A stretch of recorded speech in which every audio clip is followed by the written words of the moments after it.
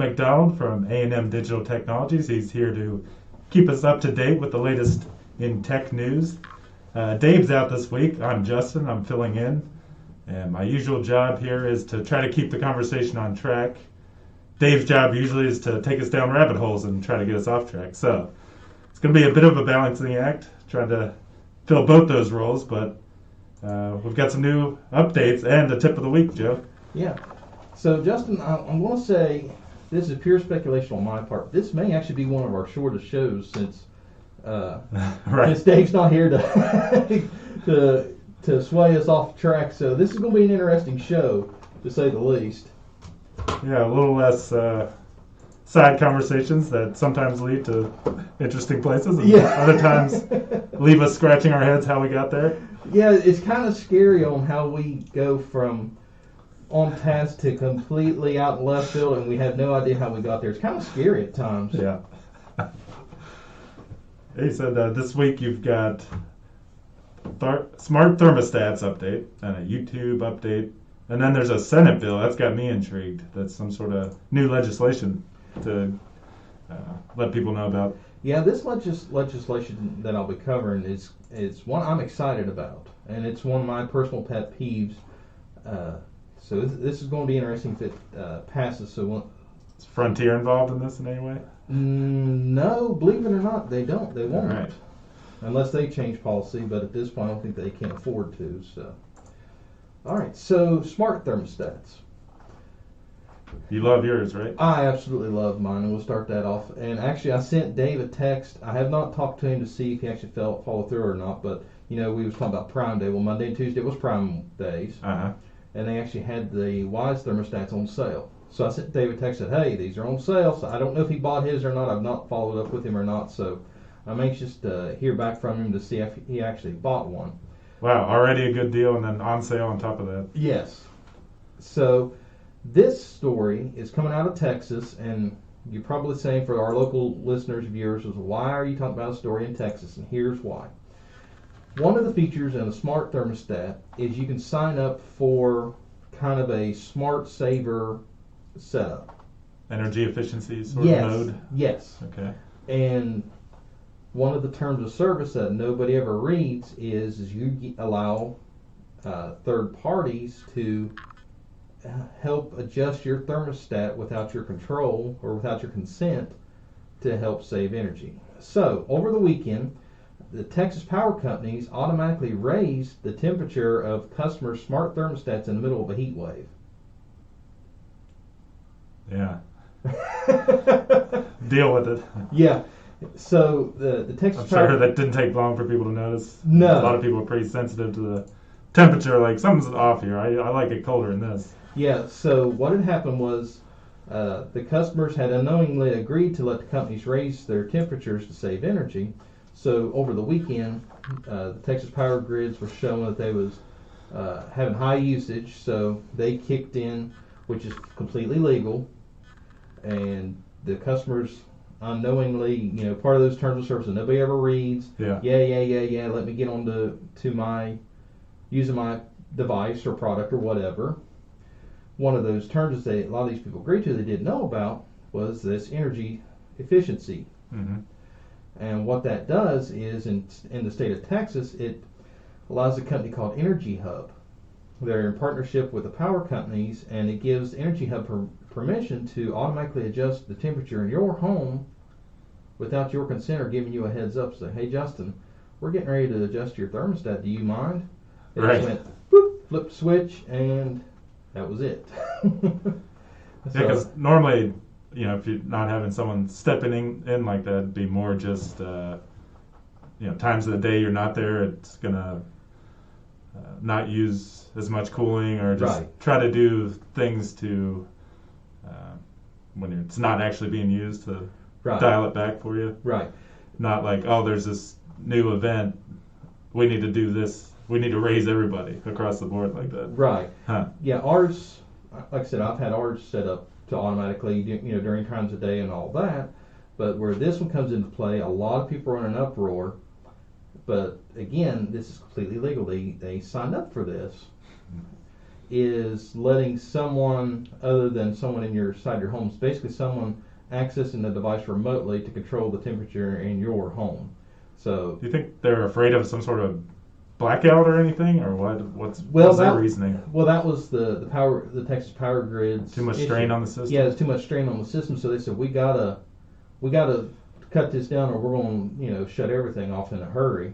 So they Yeah, said, I guess, wasn't it California that had pretty huge blackout problems, rolling blackouts? yeah, Where just people be out without power for a Yeah. day or more. right, yeah, because there's just so many people. There's more people using than what they can handle. Yeah, and it seems like you'd want some sort of system to prevent something like that from happening, Right. but maybe not so much to where anytime things are a little bit under stress, you're changing the temperatures in people's houses. Right. Well, I guess the way that they were talking about the power companies, they was kind of that critical mass. So they said we got to do something to cool the engines a little bit. So they just start kicking people's thermostats up. Yeah. And this is where the upward starts, because people are going, well, that's invasion of my privacy, and you're overreaching your bounds, and blah blah blah. Which at first, just look at the surface. Yeah, I'm wholeheartedly agreeing with them, saying that you shouldn't let other people control your thermostats. But when you read deeper and going, you signed up for this, whether you knew it or not. Yeah. This is the prize you win for not reading the directions of the game. So it's one of those, you signed up for this. So you really can't blame the power companies, and you really can't blame the thermostat provider, because you're supposed to have read, and you it's agreed. not going to hold up in court if you try to take it to court. Or anything. You allowed these people to control the temperature in your home without your consent. So sorry about your luck.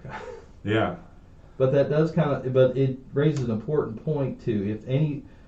The smart thermostats are becoming very popular, and basically with all of them, you do have that option to turn on energy efficiency to where it can automatically be adjusted for situations like this. So a bonus tip of the day: read what you're signing up for and what you're agreeing to, because you may come home to find your house warmer or colder than what you planned on, all because you signed up for a service that either one, you wasn't aware of, or two, more than likely, you didn't know what you were signing up for. You said, yeah, I'll agree, let me do it, move on. So yeah, just do your own energy efficiency. Like you said, just dial in the settings to where parts of the day you're not going to be there, you can adjust it, but don't do just the blanket energy efficiency. Right. And if you don't want other people turning on, like the power company or whatever, if you don't want them turning on and off your HVAC system, don't enable those settings. Now, is this any particular brands, or is this across the board? This is across the board. Yeah. Smart thermostats. Yeah, all smart thermostats have this capability. And who's running this program, or where's this the energy efficiency thing you can opt into, or who's behind the scenes on that, you think? A lot of it is the thermostat providers themselves, and then they team up with companies to manage them. So, for example, in Texas, the Texas Power Grids partner with this company called Energy Hub, that they help monitor all of this. And then when the power company says, hey, we're getting ready to black out everything, the Energy Hub steps in and goes, okay, boop, we just kicked everybody's thermostat up 4 degrees, now what's that do? Right. And then they're going, okay, yeah, we're seeing drops in usage, so we're good. And then everybody's in the house going, it's hot. Yeah. I didn't set this to that. Yeah, I wonder if it was 4 degrees, 2 degrees. I mean, yeah, it was about 4 degrees. 4. They said one person said that it kicked their house up to 78. I'm going, okay, 78. I mean, I know Texas is hot, but I keep ours at 78 when we are home. So I'm going, it's really not that bad. It's one of those, the news media is making a big hoopla about it, but I'm just saying from this standpoint, yeah, it's a minor inconvenience. My biggest issue is people not reading what they sign up for. Yeah, because here's a prime example. It could be anything that you. This applies to any sort of technology thing. Exactly. Like that. You have no idea if you have no idea what you're signing up for, you need to either take the time and, one, slow down and read what you're doing, or two, research what you're signing up for and see if it's really worth it or not. Because this right here, little event in Texas, proves that there was a lot of people that didn't understand what they were signing up for and are calling foul, and it's going, no, it's completely legal. I know it's scary to have, as a privacy advocate, it's scary to think of someone controlling someone having control of devices inside my home and it's not me. That does creep me out, but when I voluntarily saying, yeah, come on in and control whatever, that's where it's kind of, it's scary, but then it's like, you signed up for it, you agreed to it, sorry about your luck.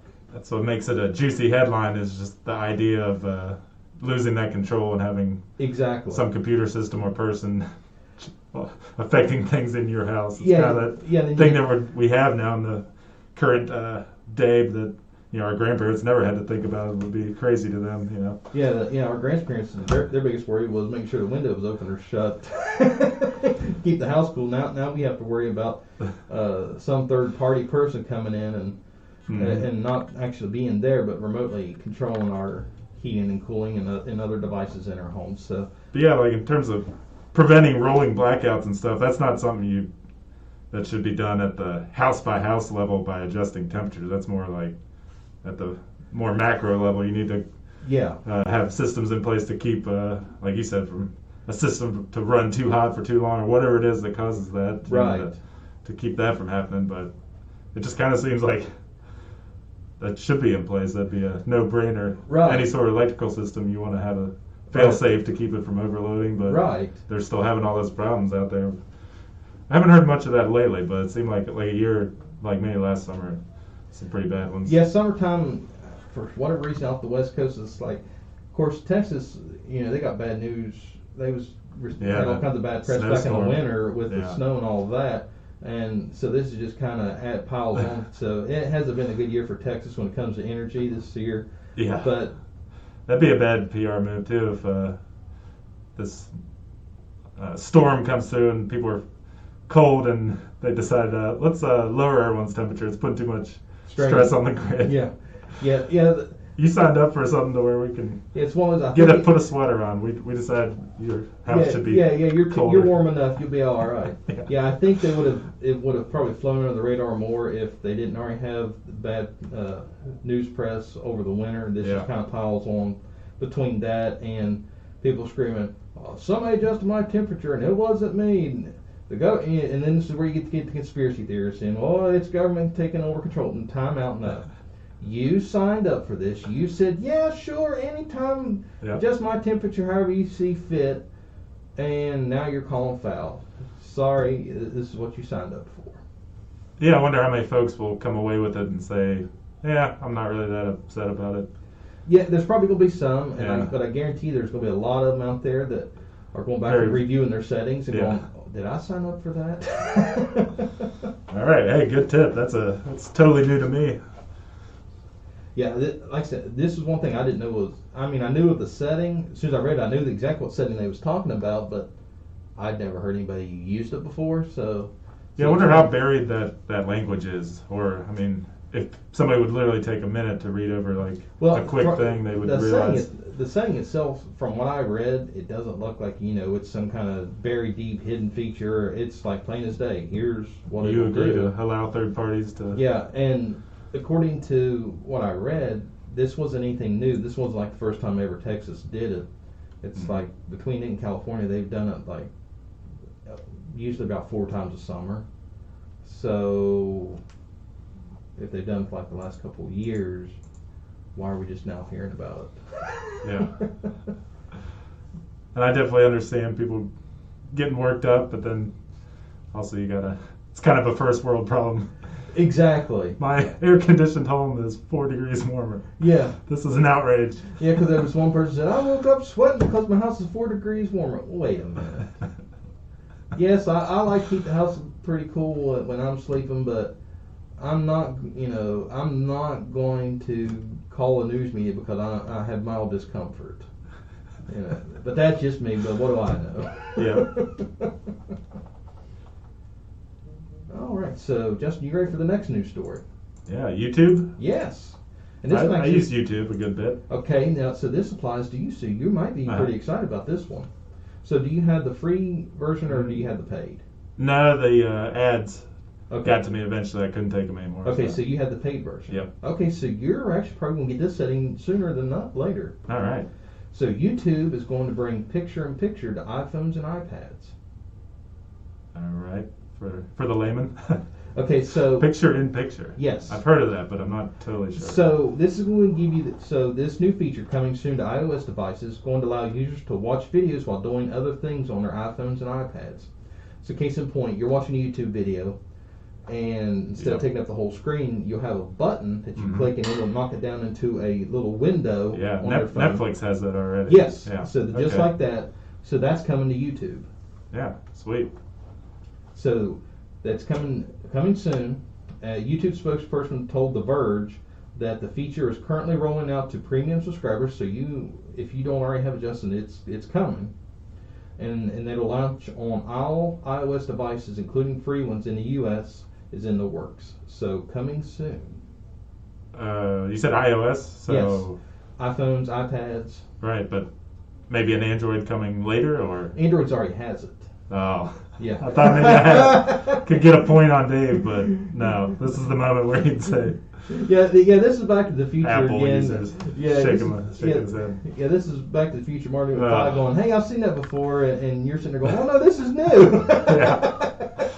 Yep. Sorry, Justin. I know. That one time I've kind of had a little segment where I went over some of the new features of like the Apple update. And, yeah, you and Dave were both just like, nah, yeah, it's been there for years. I've seen a little gleam in your eye. You was excited. It's like, all right, I'm going to get something new. It's like, no, we've had Yep.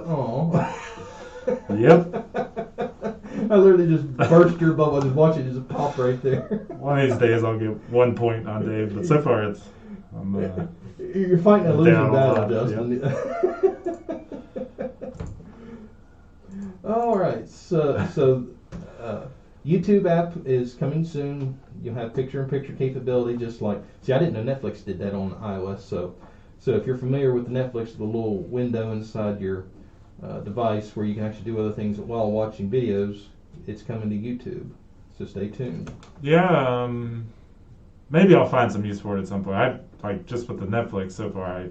If I'm watching something on Netflix, I want to watch it and not do anything else. So right. So, but maybe like a YouTube video, you're going through something that's showing you how to do something on your phone, maybe even. I don't know. Yeah, I mean, you could make it smaller so you could like kind of follow along and do something else on your phone. Right. Yeah. Most of the time, I'm with you. If I'm watching a video, I want the whole screen. But there have been a few occasions that I find that I'll make it windowed just because I forgot to check an email or do something. There's something else I need to do on my phone, and that has come in handy.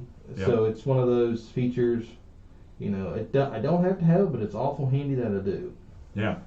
Yeah, maybe I'll find some use for it at some point. Just haven't found the right situation yet. Right, and it may be one of those, once you use it a lot, and you're going, wow, Yeah. I'm glad we had this. Why it's a shame we didn't have it sooner, kind of deal. Right. All right, so the last story of the day. So the Senate bill. I haven't heard of it. Heard about it. Okay, so this. I've heard of a Senate bill before. The Senate bill coming up is they're going to try to make it easier for people to cancel online subscriptions after a free trial. So Justin, let me ask you this. Have you ever signed up for a free trial for like Hulu or Netflix or software or anything? And they always want you to say it's a free 30-day trial, 14-day trial, blah, blah, blah. Yeah, just put your credit card number lock yourself in and then... Yeah. By the way, we need your credit card, so then if you like it, we'll just go ahead and bill you and not have any worries on your end. You'll never lose service. Then you don't like the service and you forget to cancel, then boom, you remember after it hit your credit card bill. It's possible. That might have happened a couple times, but I'm pretty good about keeping tabs on that. And usually... most places aren't too shady. I mean, they'll send you. Actually, most of them don't send an email saying, "Hey, this is about to end." No. But I don't know. Yeah, I guess I keep an eye on my email, and I remember because they will send you an email. Your free trial has started or whatever Yeah, like that. yeah, they'll send you that initial So that kind of email. helps remind me. I'm like, okay, yeah, I need to cancel that. But Yeah, they'll send that initial email. Thank you for subscribing, and then after that you don't hear anything else until you after get that. Here's a Yeah. receipt for your purchase or your subscription. yeah, it'd be nice to send an email saying you have one more week of your free trial, then you will be charged. But no, that would go against the whole business model. Exactly. Well, for now. So Okay. a bipartisan group of lawmakers introduced a bill on Wednesday that last Wednesday would make it easier for people to cancel online subscriptions after a free trial period has ended. Senators Brian Schatz, John Thune, Raphael Warnock, and John Kennedy say the Unsubscribe Act would require companies to be more transparent about their subscriptions. So this one I'm personally excited about because it doesn't happen often, but there have been times over the years that I've been bit by this. I subscribe to something and don't even give it a second thought, and then the credit card bill comes in and is like, what's this? Oh shoot, I forgot to cancel that. So The most recent one I remember is we did the DDPY. Okay, yeah, the DDPY. Yoga. I had to keep an eye on that because I was thinking probably not going to keep that going for a year or whatever they were trying to get me to do. Right. Mm-hmm. So the bill addresses what's known as negative option billing, where a customer signs up for a free trial and the company switches them to full pay subscription automatically when the trial ends. Customers are often not notified that the free trial period is ending until the company charges them. So the Unsubscribe Act would require sellers to allow customers to cancel subscription in the same way they signed up, require sellers to provide notice when a free or reduced price trial is about to end, and to provide customers with a clear understanding of the terms of the contract. And sellers wouldn't be able to automatically transfer the free trial customer to a contract longer than 1 month. So that's another piece of the puzzle. Yeah. Some of these places, like Office 365, Adobe Photoshop, stuff like that, you sign up for that free trial, and then after that, they lock you into a year. You just bought a year subscription. It could be $100 plus, just boom, all at once. This new bill, if it passes, the worst case scenario is you only bought 1 month of that service instead of a whole year. Yeah, that seems more fair. So personally, I'm excited about this, and I hope it gains traction. And with it being a bipartisan bill, I'm trying not to talk too much politics here, but since it's a bipartisan bill, it should flow through pretty smoothly. So I'm anxious to see. Well, I think just from what I've read real quickly here, that maybe they tried this pretty much the same bill before and didn't get it through. Really? I'm shocked.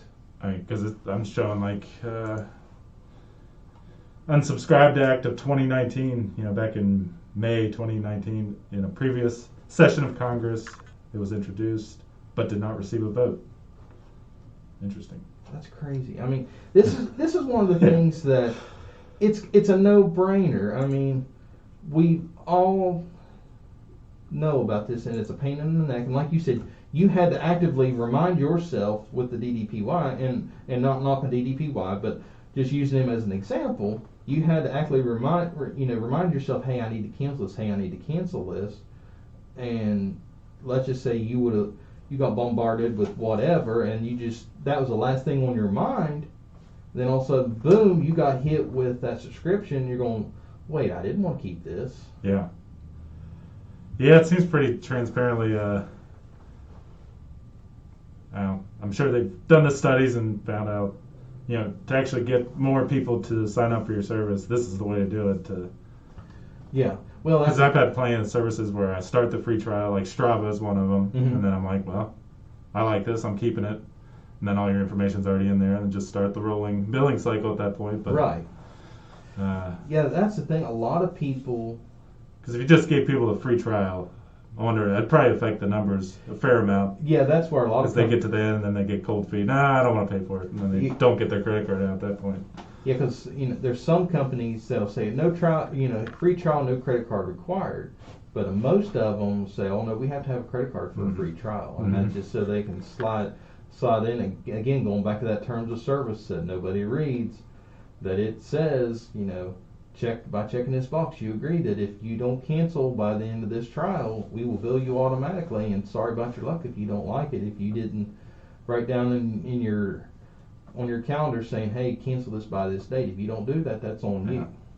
So, yeah, from a cyber security perspective, I mean, be better not to have your credit card number out there and in the internet, 500 different places throughout the internet. Than it needs to be, just because of something you wanted to try and didn't end up liking it. Now your credit card information is out there for something you may never use again. That was kind of senseless for it to be out there like that. Right, and there's also services, I've not personally used them, but I've read a lot of good things about them, that they kind of create like a temporary credit card, but they link it with your actual credit card, but you can use it for like these trials and stuff, where it'll notify you, hey, these services are getting ready to hit it, what do you want to do? And you just cancel it from there and not have to worry about that. So I may do a little research on that. Like those, I've seen those in like Walmart, well, this is a like little a different. pay card type of thing. Yeah, something like that kind of. Yeah, but this is a little different, because I know what you're talking about. You're talking about the prepaid credit cards. Mm-hmm. Some websites won't take those prepaid credit cards. Like they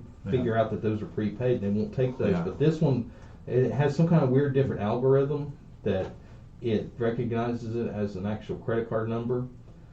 But I'll have to research that. But it's pretty interesting stuff that a lot of people use it for, like these online subscription kind of things, so you can kill it pretty quick. So hopefully this bill will make it through this round. But like you said, I didn't know that. If that's all there is to the bill, and nobody tried to sneak in some little pet project on the side of it or anything. Right. That's going to take off the other side of the aisle. Then they should be able to come together on something like this. Yeah, with it being bipartisan support, I mean, this. Yeah. I don't see where there's any issue, but we'll have to keep tabs on it. See how it is. But considering the way that these companies have kind of slithered their way in, going, oh no, you agree to this kind of stuff, then something needs to be done. So hats off to the Senate for these senators for trying to put a stop to this, and hopefully it will make its way through and actually gain some traction. So if you're watching or listening to this, contact your government officials to say, hey, support this bill. This is a good thing. I mean, at least from what we're reading, it's a good thing. Like Justin said, unless there's some kind of weird verbiage or pet project that's tacked on that it's going to be detrimental. But so far, everything looks on the up and up on this one, that to help keep these big companies in check. So this is exciting. Yeah. Anytime they can come together and have some common sense and get something done, then by all means, I'm all for it. Yeah. All right, so we are moving down to this week's tip of the week. All right. So this week's tip of the week, and this is a question I get asked every summer. And this summer in particular, it has me a little cautious. It has me a little scared. Due to the ongoing COVID issues with shipping and the chip shortage overseas, this one kind of scares me. So this week's tip of the week is choosing a device for college. Now's the time where all the seniors have graduated. Many of them are going on to college, and we always get this question asked by first-time parents. What do I do? What kind of computer or tablet or what type of device do I need for my child? So here's Joe's tip of the week on choosing a device for your college student. The first thing I always tell them is check with the school. See, what kind of general requirements a school has to have, because they typically have a sheet that says, okay, here's the hardware specs we have to have, and then check out the field of study that your child's going to study. For example, if they're going into graphic design, you're going to need a much higher end system than a student that is going into education or journalism or stuff like that. Right. Where if you do something like graphic design, you're probably going to look at about $2,000 system based on the specs and requirements, where you might be able more than likely get away with a device that costs less than $1,000 for like a journalism student. So check the school requirements. The next part is check and see if the school either provides you a device, make you buy their own device, or you can bring your own device on campus. And this is one particular area that a lot of parents get bit by, that they just don't check because they don't think that the school would require this. But there are some schools, and mostly they're private schools, but each school is different, so be sure you check the school that you're with. Check and see if they require you to buy a device from the campus bookstore. I've talked to many college students over the years, and one of the things they was mad because they or their parents spent a ton of money on a device and literally cannot use it because the school says, no, you have to buy our device. Well, why? Because you have to. That's one of the requirements of attending our school. So I had I was talking to this one pharmacy student in the school they attended. The school required them to buy a MacBook Pro from the school. They said, but I just bought this MacBook Pro last week. Doesn't matter, you have to use ours because we're not going to connect your device to our network. So they had to shell out another $2,000 for a MacBook Pro, just like theirs.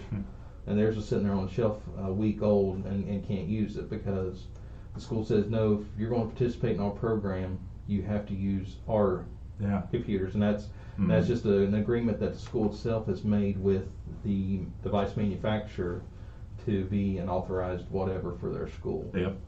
I can picture that being more common than people might imagine. There's a lot of, trying to strike up some sort of deal between the college and the computer provider. That'd be a good deal for them. They can make a lot of money that way, and so the incentive's there for that to happen. Right. So you just got to keep an eye on that. But one of the good things that comes out of that is a lot of times the manufacturers have on-site tech support. So if you pay the insurance and the warranty or whatever, and because it typically will come with at least 1 year warranty, and then you can probably buy an accidental coverage and all that. So let's say you're walking to class and you drop your laptop and you crack the screen. If the school provides the device and you pay for the device to the school, and the school has a contract with the manufacturer to offer on-site support, they'll have a room and you just drop the laptop off, say, hey, I need a new screen. They'll replace it there on site. Then a couple hours, you get your device back, where you take it anywhere else, including ourselves, including ourselves, A&M Digital Technologies.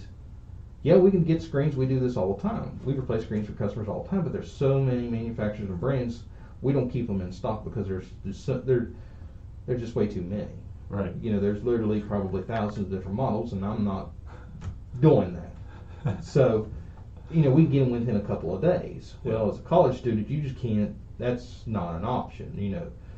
Trying to get term papers done and all that. But if the school offers on-site support, by all means, this is what I tell all the parents.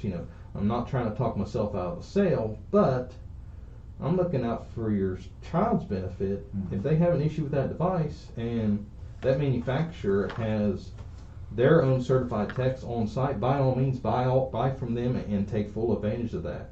Because Joe's not, if your student's in Morgantown, for example, and Joe's in Spencer, that's a few hours away. And Joe can't be there within a few hours with a screen.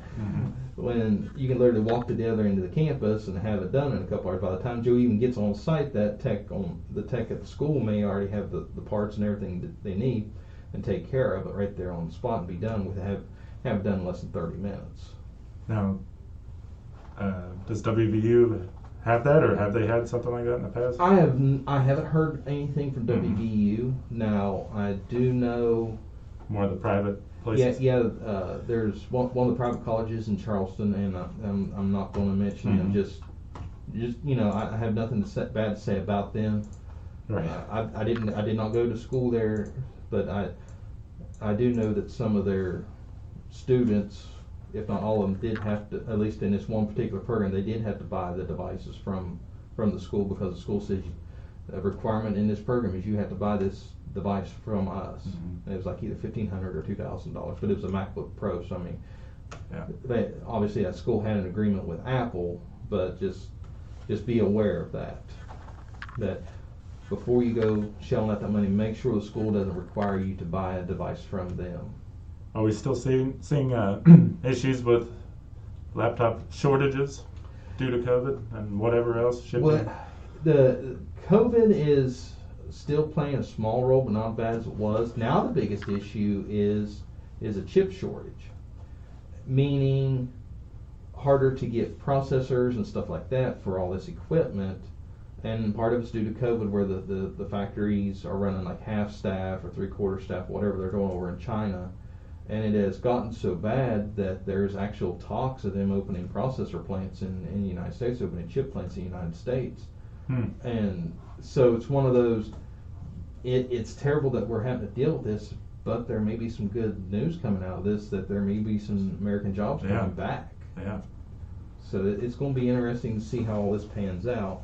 And before, didn't you say, is like you could get the higher end laptops all day, but like the more affordable, middle of the road laptops were what was getting hit hardest with the shortages? Yeah, but does that apply to the chip thing as well, or no? Well, actually, it's kind of hit and miss across the board on both ends now, because before, when COVID first started, all the affordable laptops was hard to get because everybody bought them up at no time flat. Now it's sporadic across the board, and a lot of it is more gaming related. Like we had a customer, it's been about 2 months ago, they wanted a gaming laptop. So I spec'd it out for them, ordered it, and could not. I mean, it was on back order, and about 2 weeks ago, I contacted the customer and said, hey, it's still on back order, and I still don't have an ETA. And they said, okay, no problem, just get it when you can. And luckily, I found a different distributor. I had them in stock. I was like, whoa, time to trip. Let's buy this. so I was hurrying up and got it ordered, and I was actually able to get it in within a few days. But still, just the fact of a 2-month waiting period on a gaming laptop. So this is when it comes. So as far as a college student goes, don't wait until the last minute. Yeah, the day before class starts. Yeah, a day before class starts, and say, hey, can you get me a laptop by tomorrow?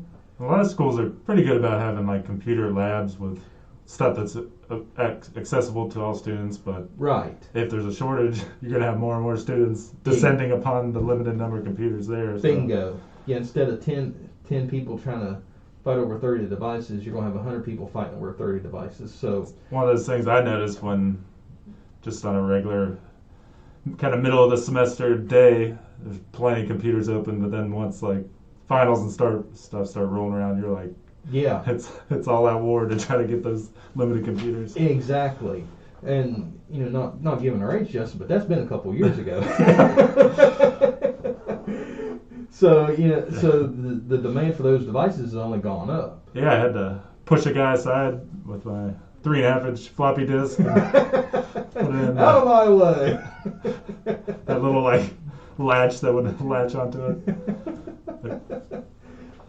Yeah, so please don't, and I know there's people that are just letting this go in one ear and out the other, but please don't let those be that person of the last minute saying, I have to have this now, and then be mad because you waited till the last minute. It's just like Christmas shopping. Don't be mad because you waited till December 23rd to do your Christmas shopping at 5 o'clock and there's nothing left on the shelves. That's not the store's fault. That's not the manufacturer's fault. That's your fault for waiting till the last minute. So I don't want to hear it. Right. Be more than happy to help you out and try to make anything happen. But if you wait till the last minute, this is the gamble you're going to take. Yeah, for the average student out there that is not in a program that's going to require some beefed up laptop. I mean, they're more and more affordable now, aren't they? Or have prices been affected at all with the shortage? Does that also mean prices go up? Prices have gone up. Like compared to years past? Yeah, compared to get a pretty good solid laptop for... Yeah, because at one point I was getting about a middle of the road laptops between $500 and $700, and I've seen the prices on those jump from about $600 to $800. So it's about $100 to $150 more than what you typically pay for. Because I started seeing the prices, and I was starting to get sticker shock. I was like, wait a minute, there's no way it should be costing that, but supply and demand at play. And Yep. that was what it was, and I was going across the board, and it did not matter what brand, what manufacturer, what spec. The price was going up about $100 to $150 compared to before COVID. Yeah, and it could just be my experience, but it seems like, I don't know, years past, just overall across the board, laptop quality has gone up. I remember some pretty, like the middle of the road kind of budget laptop maybe 10 years ago was not the best piece of machinery you ever seen. Yeah, you had to pay that $1,000 plus to get a good solid laptop. Now. Yeah, laptop. Yeah, it was unheard of for a decent laptop to be anything less than, or anything. Anything less than $1,000. Yeah, now you can get by with a pretty good mid-range model. Like I said, between $600 and $800. Like I said, before COVID, it was $500 to $700. So between $600 and $800, get you a pretty decent machine. I mean. Now that's not including a special graphics card and all that, but if all you're going to do is research papers and that kind of thing, you really don't need that high-end beefed up system unless you're into a program like graphic design or a heavy gamer. Yeah, find that information out. Don't wait. And then one other thing to check is your software. A lot of people don't know this. Many of the colleges can get software licensing dirt cheap. And when I say dirt cheap, I'm talking as cheap as $10. Yeah. And Justin, that's something you and I both have ran into. You get the software from the college is way cheaper. Yeah, it's crazy. Office 365, if you're a college student, you can get 4 years of Office 365 using your college email address for $79. Crazy. Yeah, for 4 years. Because if you get it, just buy it off the shelf for Office 365, it's $100 a year. And what's nice with the 365 is like we talked about it before in the past, is if Microsoft hands out any new updates, newer versions within that 365 subscription, you get the new version for free. So you don't have to keep buying new versions. You just get the upgrade for free. And I know, again, Justin, this is going back showing our age, but I bought an Office license. It was a Pro, I think it was Office Professional. I don't remember which version. It might have been 2003, might have been 2007. But it was like a $500 license, and I paid like $80 because I was a college student. Mm-hmm. It's like, you'd never see those discounts anywhere. So that's why I always tell parents, check with the school before you go and buy any of that software off the shelf, because more than likely the school will be able to get you extremely low discounts because they have just great deals with the manufacturers. They can get extremely low pricing. So check there. Of course, that's kind of a trade-off. The books are astronomical, but the software. Save money where you can. Save money where you can. Yeah, the software that the schools offer you most of the time, biggest majority of the time, is cheaper than anything anybody else can get. Oh yeah, definitely. I've been shocked sometimes at what the student discount is on some things. Yeah. It's like 80% discount on those. Yeah, like I said, that Office Professional license was like a $450 license. I got it for $80. Yeah. I was like, 80. As a college student, $80, that's awful lot, but not compared to $450. Yeah, that bankrupt you. Then. All right. Well, you mentioned Amazon Prime Day. Are we getting a teaser on that, or we gotta wait till next show? So you want to know just how much in debt I am now to Amazon, right? Is what you're saying? Yeah. Believe it or not, Justin, I know this is gonna be hard to believe, but I didn't spend a lot of money on Amazon. I got a couple of gadgets, so we've got some couple of reviews coming up, and there may be at least one where you, Dave, and I can actually test together. So did it take a lot of restraint, or was there just not a ton of stuff out there? Yes, it took a little bit of restraint because I knew what my price range was, and I was not going to go over that. And then once it finally came up at that price, I was like, "Yep, got to do it." Yeah. So do you? So you had your eye on some stuff for a while. Well, it's more of an impulse buy. Okay. The Amazon Prime Day and Black Friday shopping. I'm not a shopper. I'm not one of these. I got to go hit all the big sales, but I'm an impulse purchaser. Uh-huh. Like if I see a gadget and it's a really good price, I always look for the gadgets. I don't care about anything else. Just the gadgets is what gets me in. Mm-hmm. I got a outdoor projector with a 100-inch screen for like $73. Wow. Yeah. Yeah. Do I need it? Absolutely not. Did I want it? Absolutely. So Yeah, just throw up like a white sheet outside, or no, it comes with its own screen. Oh, you got a screen with it? Yeah, it Oh, came with man. yeah, that's with the screen. No way. Yeah, for $73. I don't believe it. Well, when I get, that's where I'm gonna say you, Dave, and I, we can actually test this. I'll bring it in and we'll set it up, and we can actually do a test run on this and see man. how well it stands up. If it's worth my $73. Yeah, let's do it. So. Sounds like a plan. So Dave is gonna try to steal it though, you know. He's I know or that. borrow it. Well, it Test all it. depends on the quality of it. Right. If it's a flop, I'll have no trouble getting it out of here. Now, if it's any good, then yeah, we may have a fight on our hands. So. Say, you thinking doing like a outdoor movie night or something this summer? Well, I thought about. Or is it more for indoor? Well, you can do either. Oh, okay. Yeah. Might be fun. Do a little backyard movie night. Well, I told Cena I said I don't need that, but it would be pretty cool just to have. And then I found that deal and was like, yeah, it's kind of hard to pass that up. So. Yeah, 100-inch. I mean, bigger than that, right? Yeah. Much bigger than that. Oh yeah. I'm trying to get a feel for it. Okay, well, give you an idea. The TV I brought in the other day for us to watch the movie for our other podcast, but I watched that. That was a 55-inch. Yeah. So it's twice the size of that. So. All right. So stay tuned for that review, and that'll be probably in a couple of weeks. So first I got to get it in, and then once I get it in, then the three of us we can actually figure out a time and test it out and see how well I found, if I found treasure or if I just found junk. So. Yeah. Is it a reputable brand or a new? No, it's not. It's not a brand I've ever heard of. Yeah. That's what I'm saying. We've either struck gold or we've got junk. I'm not sure yet.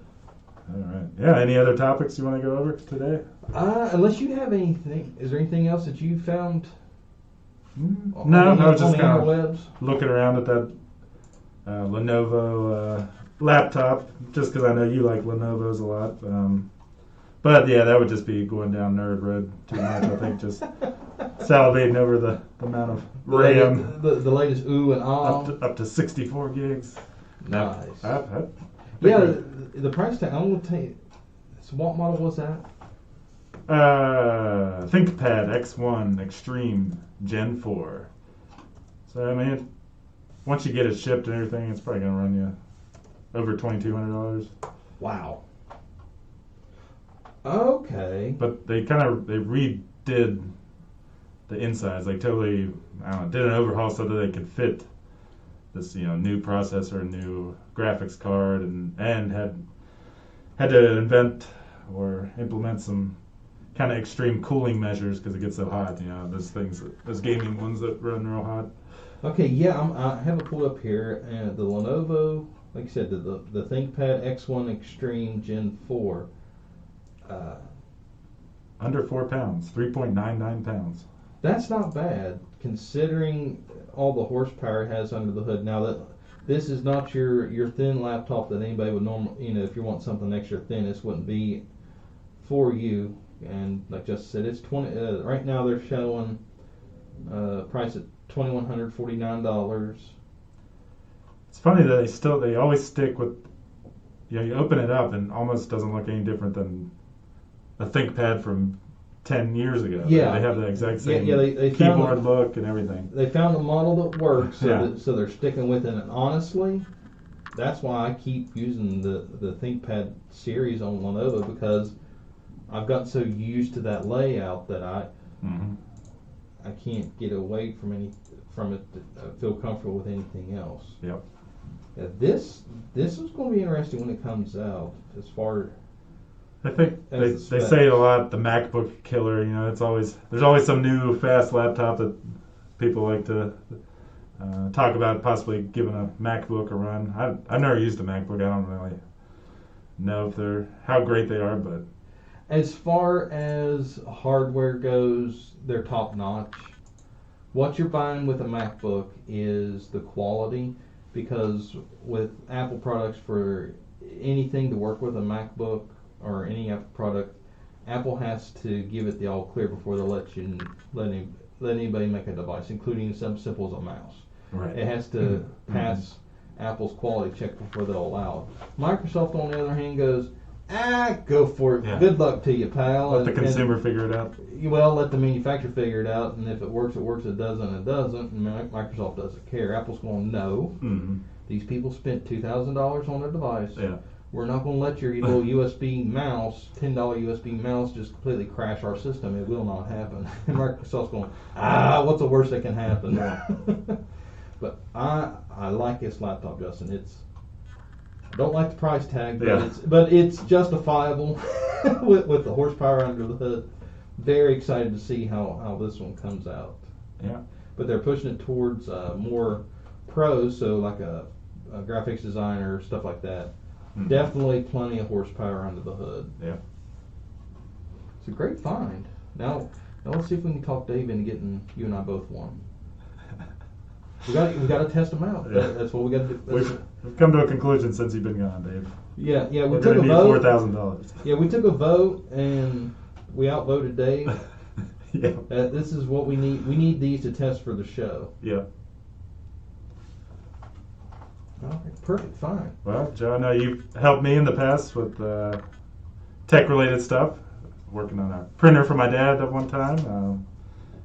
Other people in the community that have tech-related questions or anything, like you said, a kid going to college, they want to talk tech. How do they get a hold of you? You can give us a call at our office at 304-927-3588. Check out our website at amdigitaltechnologies.com. Or follow us on social media at AM Digital Tech. We're on Facebook, YouTube, and Twitter for all your technology needs.